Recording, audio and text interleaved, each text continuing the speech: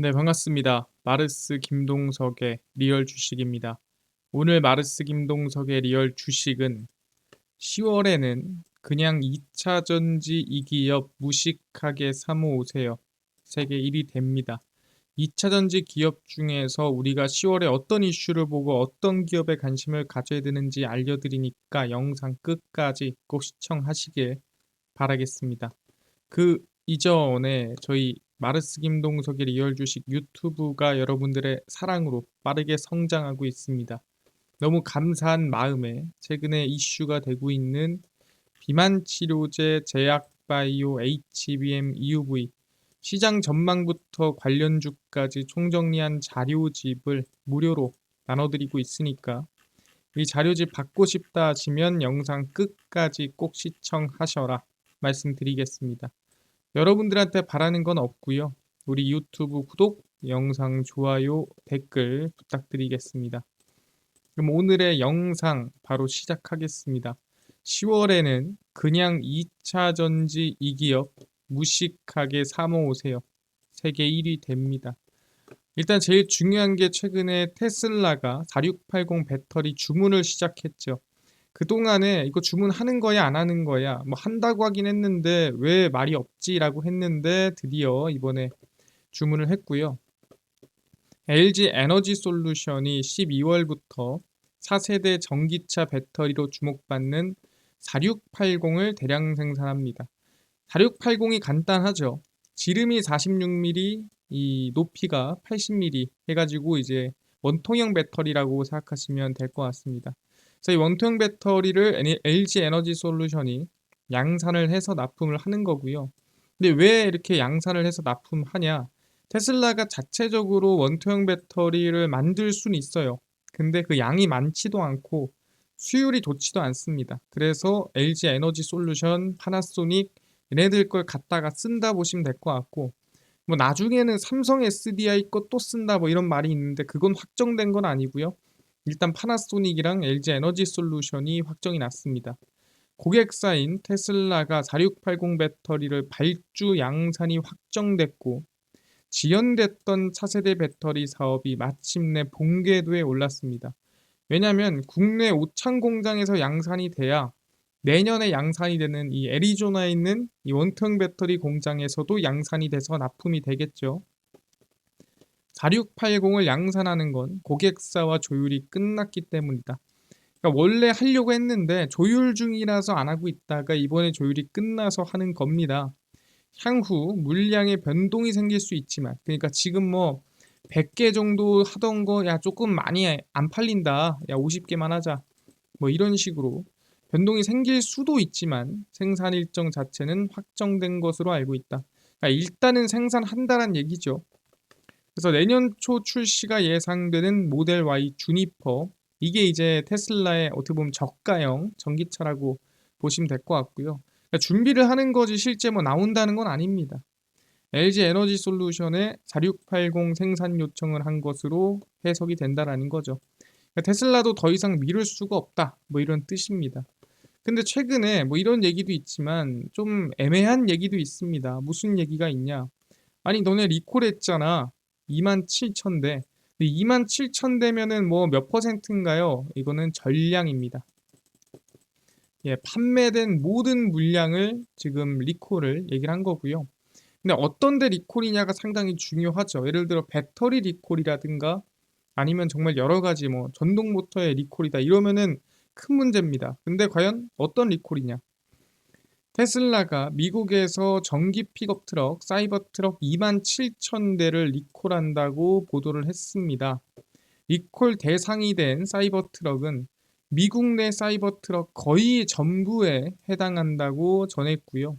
근데 대체 무슨 문제니? 라고 물어보니까 테슬라는 미 도로교통안전국에 제출한 보고서에서 사이버 트럭 후방 카메라의 이미지가 지연 표시되는 문제가 확인됐습니다.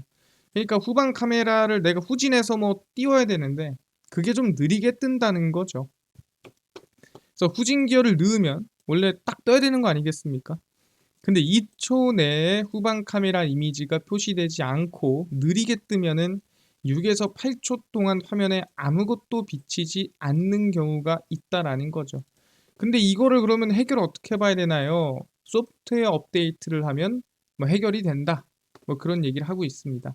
그래서 크게 문제는 안 되는 걸로, 아, 테슬라 리콜 자체가 큰 문제는 아니구나. 우리가 이 부분은 알 수가 있는데 이뿐만이 아닙니다. 추가로 우리가 얘기해야 되는 거는 이 테슬라 사이버 트럭의 기본 트림이 나온다라는 거죠. 그러니까 리콜은 어떻게 어찌됐지 이번에 뭐 조용히 넘어갈 수 있을 것 같은데, 제일 중요한 건 테슬라의 지금 비싼 버전이 아니라 이게 조금 더 저렴한 버전이 조만간 나온다는 거죠. 디자인만으로 큰 관심을 모으는 데 성공한 사이버 트럭은 지난해 12월 파운데이션 시리즈, 그러니까 비싼 버전이에요. 가장 먼저 출시가 됐고 고객 인도가 시작이 됐습니다. 근데 이제는 뭐예요? 이 싼 버전이 나온다는 거죠. 파운데이션 시리즈는 최고급 트림 사이버 비스트 트리플 모터 모델로 풀옵션을 갖춘 차량이며 가격은 1억 3,500만 원입니다. 상당히 우리가 이 차량으로 보기에는 물론 테슬라 자체가 비싸지만 좀 부담이 되죠. 그래서 사이버 트럭 기본 버전은 2만 달러, 그러니까 약 2,700만 원 정도 쌉니다. 그래서 이 파운데이션 시리즈 패키지를 없애 가격이 79,990달러. 그래서 약 1억 800만 원입니다. 그래서 2,500만 원이 사라진 거죠. 그래서 1억도 싼 가격 아니지만 그래도 사람들에 대한 어떻게 보면은 조금 더 공급을 많이 할 수 있게 된 겁니다. 아, 1억 정도 했으면 샀는데 라고 한 사람들은 기본 트림을 살 수 있게 됐다라는 거죠. 그래서 테슬라가 약 3만 대 파운데이션 시리즈 고객 인도와 2만 달러라는 프리미엄을 통해 6억 달러, 약 8,100억 원을 추가로 벌어들였다라고 했는데, 기본 트림이 추가가 되면은 더 큰 수요나 더 큰 매출이 기대가 된다라고 얘기를 하는 겁니다. 알겠습니다. 뭐 테슬라 지금 여기까지 분위기 보면은 나쁘지 않은 것 같네요.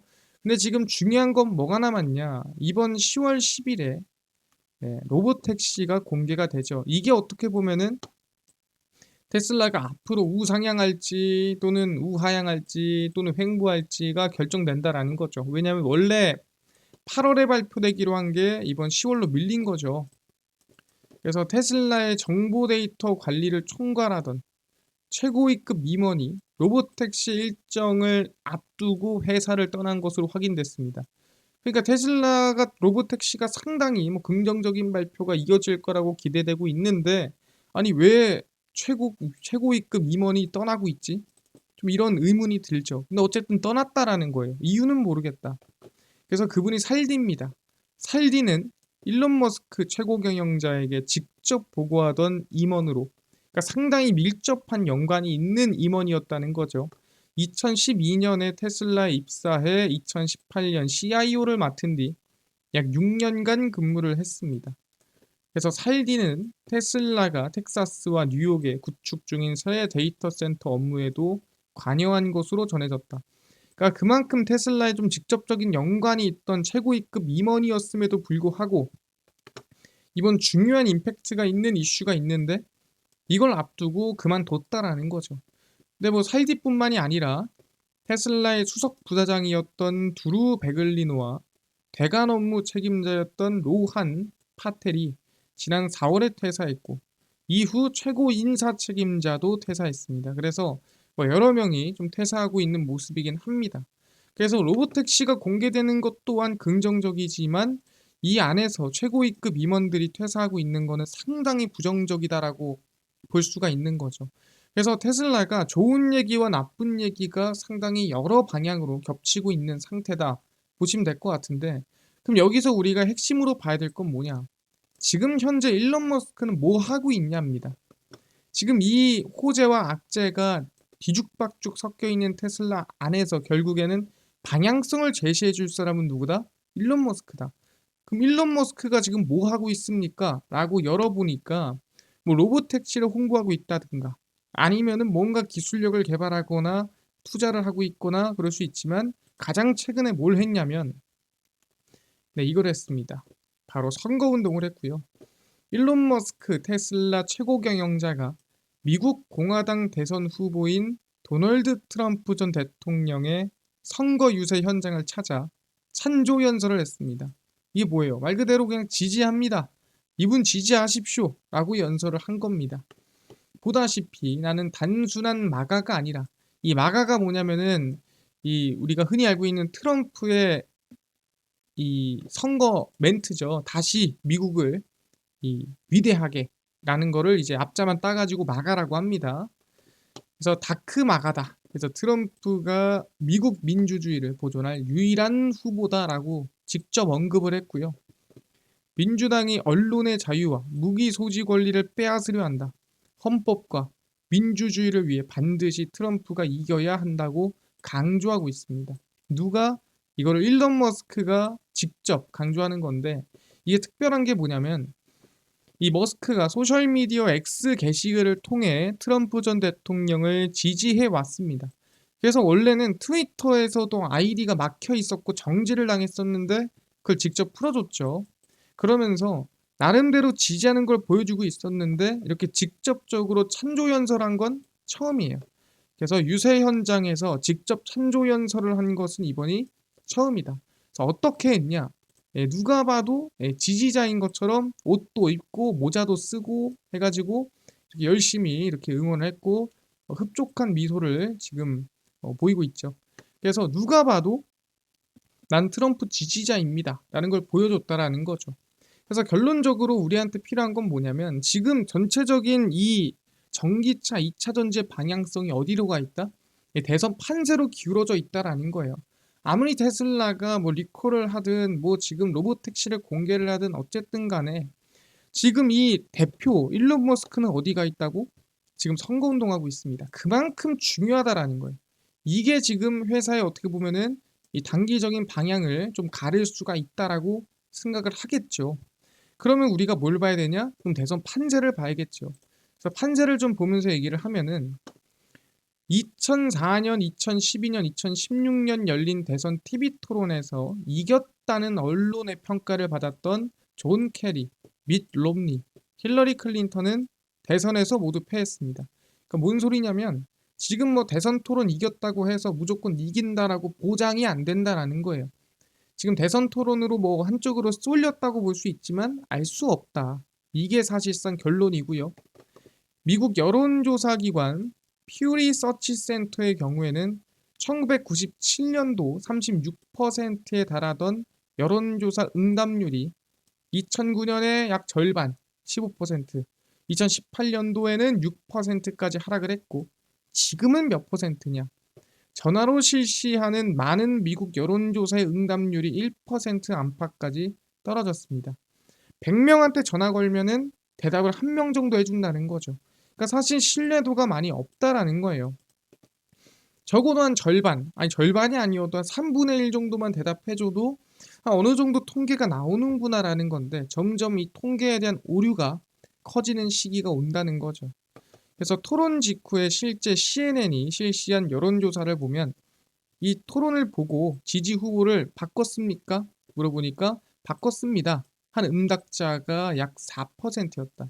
100명 중에 한 4명 정도는 바꿨는데 나머지는 뭐 그냥 그랬다 얘기를 한 거죠. 그래서 사실 대선 판세가 어떻게 흘러갈지는 지금 우리가 이 지지율만 보고는 뭐 큰 지지율이 아닌 이상은 모른다라는 거죠. 오차범위네. 그러니까 플러스 마이너스 3% 내에 있는 지지율은 사실 신뢰도가 높지 않다라는 거예요. 아, 그렇구나. 그럼 우리가 어디를 봐야 되냐? 미국 대통령 선거 제도는 주별 선거에서 각 당의 선거인단을 뽑고 그 선거인단이 정부 대통령을 뽑는 간접 선거 방식입니다. 그러니까 사실상 이 전체 538명의 선거인단 중 과반수인 270명을 획득한 후보는 투표 득표수가 적어도 당선이 되는 겁니다.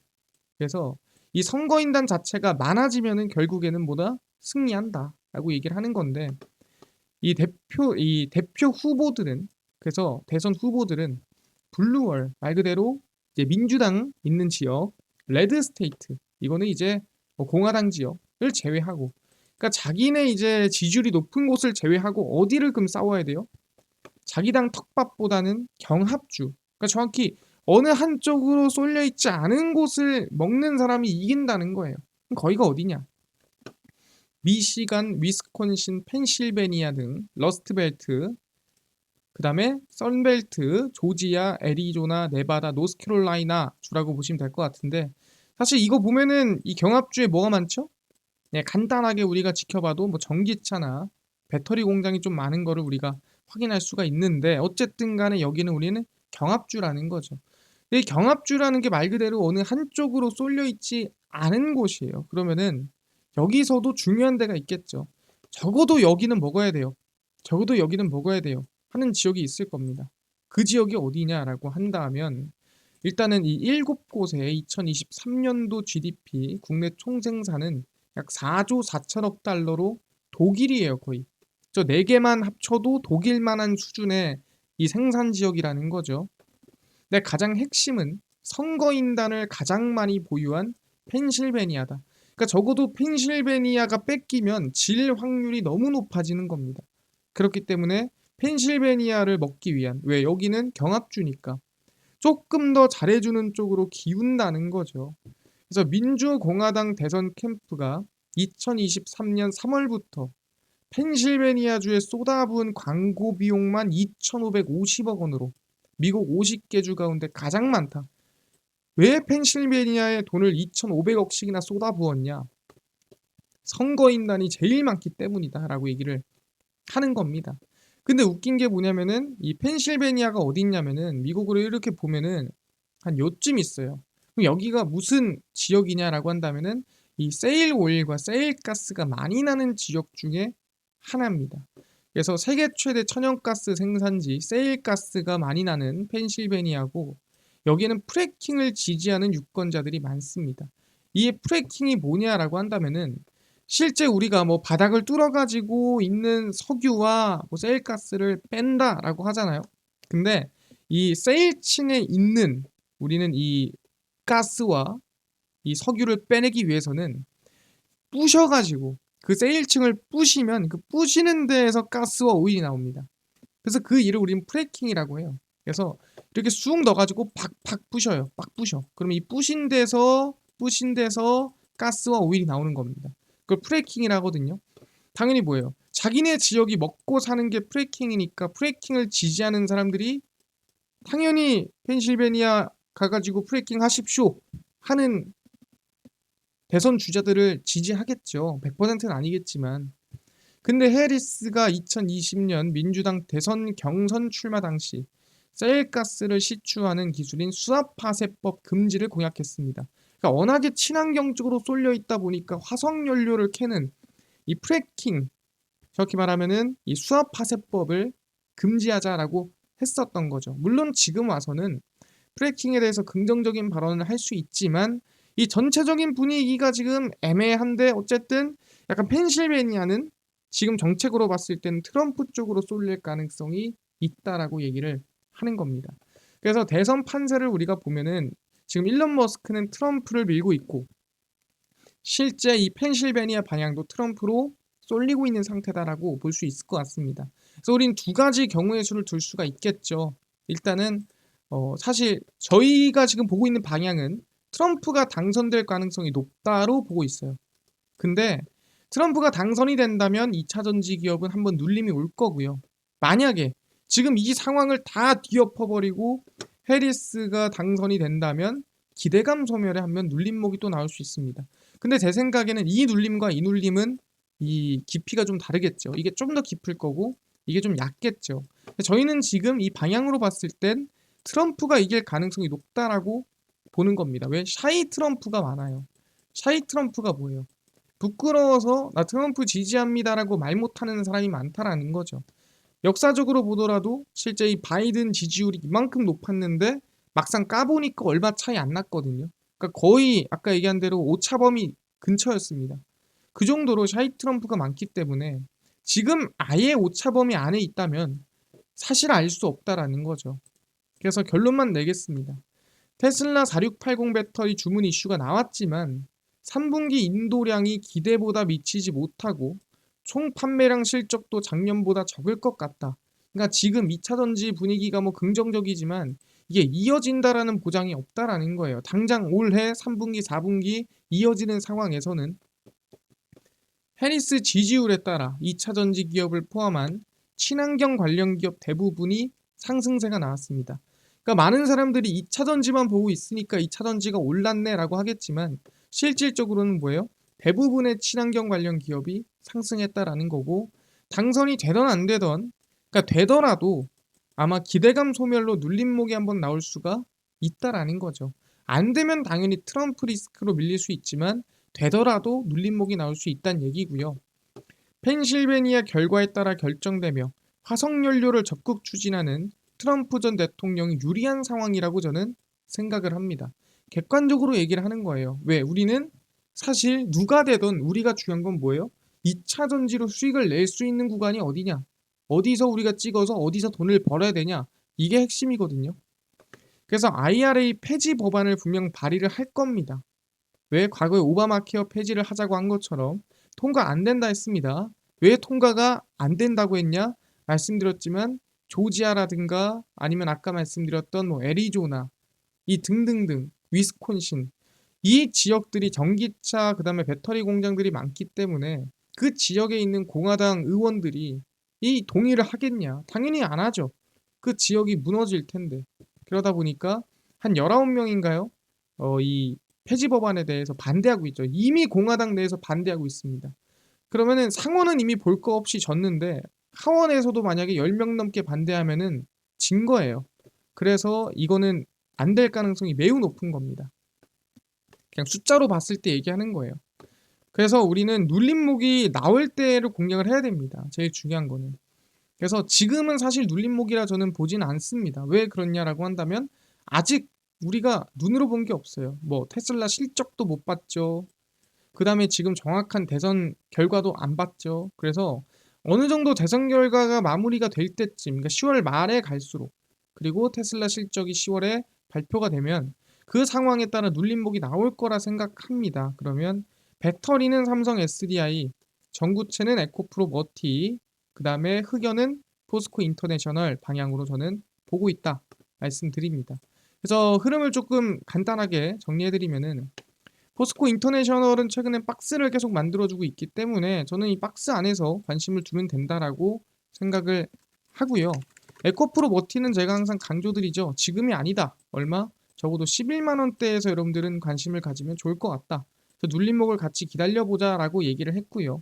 마찬가지로 삼성 SDI 지금 구간에서 눌리다가 급반등을 하긴 했는데 이게 저는 4680 영향이 크거든요. 실제로 올해 아마 실적이 크게 개선되거나 그런 방향은 없을 거예요. 그러면은 기대감이 올라가다가도 눌릴 가능성이 높습니다. 그래서 저는 이 34만 원과 지금 이 구간 박스권을 노려보는 게 가장 긍정적이다라고 생각을 합니다. 여기서 마이너스 한 8% 정도 될 것 같은데 뭐 이 박스권을 여러분들이 잘 노려보시면 좋을 것 같다. 그래서 누가 되던 간에 밀릴 가능성이 높지만 일단 트럼프로 객관적으로 쏠려 있는 분위기긴 합니다. 그래서 전 얘기하는 게 그럼 어떤 상황이 되던 간에 뭐 되던 안 되던 눌림목이 나올 가능성이 크니까 이 세 종목 여러분들 방금 말씀드린 가격 내에서 관심을 두고 있으면 좋을 것 같다 말씀드리고요. 제가 계속 10월 내내 팔로우 할 겁니다. 그래서 이슈라든가 지지율이라든가 또는 이 분위기를 계속 설명드릴 거니까 계속 시청해 주시면 감사할 것 같다 말씀드리고요. 알겠습니다. 여기까지 저희가 이제 2차 전지에 대해서 테슬라 분위기에 대해서 실제 대선 판세에 대해서 이해를 했고요. 그래서 눌림목에 좀 우리가 관심을 가져야 된다 확인했습니다. 종목들도 정리했고요. 알겠는데요. 아까 전에 10만 명 구독자 이벤트로 아까 전에 비만 치료제, 제약바이오, HBM, EUV 시장 전망부터 관련주까지 총정리한 자료집을 100% 무료로 나눠준다고 했는데 이거는 어디서 받을 수 있나요? 또는 당일 급등이 예상되는 단타 종목을 매일 무료로 좀 나눠주시고 장 시작 전에 급등이 예상되는 뉴스라든가 시황을 무료로 나눠주시고 테마주라든가 매매법 강의를 무료로 나눠주세요 하시는 분들이 있어서 김동석 대표가 100% 무료로 나눠드리고 있습니다. 바로 김동석의 리얼 주식 연구소라는 100% 무료 어플에서 나눠드리고 있고요. 이 어플은 내가 아이폰을 씁니다. 앱스토어에서 무료로 설치 가능하고요. 갤럭시를 씁니다. 구글 플레이, 플레이 스토어에서 무료로 설치가 가능합니다. 무료로 설치하고 나면은 혹시 전화번호 같은 거 적어야 되나요? 전혀 필요 없습니다. 적을 데도 없어요. 그냥 무료고요. 앱스토어, 구글 플레이, 플레이 스토어 접속을 하시고 뭐라 검색하냐? 김동석의 리얼 주식 연구소라 검색하시면 이렇게 어플이 뜨게 됩니다. 100% 무료로 설치 가능하니까요. 무료로 꼭꼭꼭 설치하셔라 말씀드립니다. 그래서 무료로 설치를 하고 나면은 이렇게 김동석의 리얼 주식 연구소 어플이 화면에 뜨게 되고요. 당일 리얼 추천주가 당일 급등 예상 종목을 무료로 알려드리고 있고 급비 분석이 장 시작 전 시황입니다. 급비 자료가 테마주라든가 매매법 무료로 나눠드리고 있고요. 아까 전에 얘기를 했었던 비만 치료제라든가 제약바이오 시장 전망 관련주 자료집 어디서 무료로 받을 수 있나요? 이 자료집은 리얼 추천주 누르시면은 무료로 받아가실 수 있습니다. 누르시면은 저희가 10만 명 감사합니다 자료를 무료로 올려드리고 있고요. 누르고 들어가시면은 맨 밑에 저희가 제약바이오 HBM EUV 월가들의 투자법 총정리 온디바이스 AI 로봇까지 저희가 100% 무료로 나눠드리고 있습니다. 믿져야 본전이니까요. 무료로 꼭 받아가시고요. 뿐만 아니라 저희 리얼 추천주에서는 10월 8일, 7일, 4일, 2일, 30일 추천주도 무료로 매일 공개드리고 있고 저희 급비 분석은 장 시작 전 시황입니다. 해외 증시부터 국내 이슈까지 저희가 무료로 정리해드리니까 다른 이슈 볼 필요가 전혀 없고요. 그 다음에 급비 자료는 당일 있었던 이슈 관련주 무료로 정리해드립니다.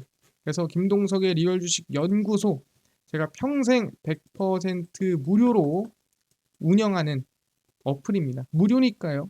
종목 시황 테마주 강의 꼭 얻어가시고 뿐만 아니라 저희 마르스 김동석의 리얼 주식 유튜브 여러분들의 사랑으로 커갑니다. 구독자 20만 명 향해 달려가니까요. 유튜브 구독, 영상 좋아요, 그 다음에 댓글까지 남겨주시면 너무나도 감사하겠다 말씀드리면서 오늘 영상 여기서 마치고 다음번에 더 좋은 영상으로 찾아뵙도록 하겠습니다.